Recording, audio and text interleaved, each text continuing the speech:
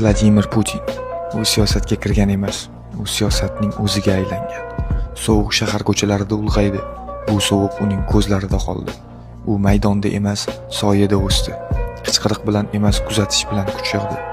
Maxsus xizmatlarda u faqat lavozim olmagan, u odamlarning niyatini, davlatlarning zaif joyini o'rgangan. Kreml eshiklari ochilganda u allaqachon tayyor edi. Hech kimga qarzdor emas edi. U yerga kelgach, chiziqlarni qaytadan chizdi. Har bir mintaqa, har bir ittifoq yangi hisob-kitobdan o'tdi. U kuchini namoyish etmaydi, uni his qildiradi. U qaror e'lon qilmaydi, u voqeani o'zi yaratadi. Uning siyosati xaritada emas, bosimda o'lchanadi.